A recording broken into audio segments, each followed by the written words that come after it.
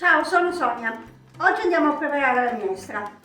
Le minestre ognuno la fa a modo suo. C'è chi la fa col solo formaggino, c'è chi la fa con i pomodori e altre. Facciamola semplice, come la faccio io, va bene? Per cui semplicemente acqua, ci metto un po' di soffritto, e nel soffritto di solito c'è cipolla, sedano e carota. Ce ne mettiamo un paio di cucchiai. Ci mettiamo un dado classico Star o la marca che preferite e volendo all'aggiunta io ci metterò anche un filetto d'olio, ma un filo. Ok, mettiamo a cuocere.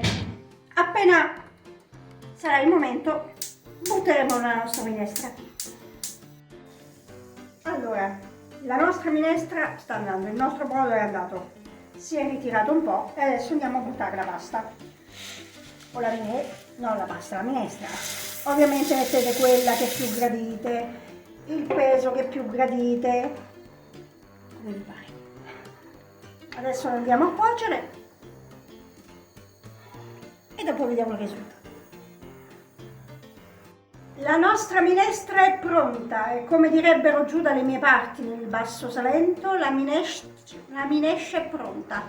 Per cui ovviamente anche qui c'è chi piace più brodosa, più secca, è una questione di gusti.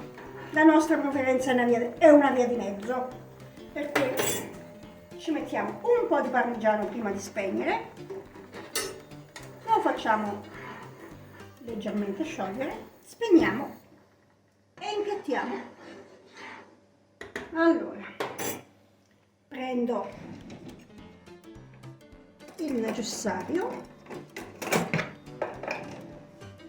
e impiattiamo la nostra minestra. Ripeto, la minestra è una questione di gusti, una questione di stile, una questione di abitudini alimentari. C'è chi la preferisce col pomodoro, c'è chi la preferisce col semplice formaggino. La minestra piace perché è calda, è ristoratrice, per cui ripeto, c'è chi la ama più brodosa e chi no. Io non la amo tanto brodosa, devo essere onesta, però tutto ci sta. E io mi sto bruciando le mani. E voilà, la nostra minestra è pronta. Un'altra bella spruzzata di formaggio, potete mettere parmigiano, pecorino, grana, quello che più preferite. E voilà, buon appetito! Alla prossima!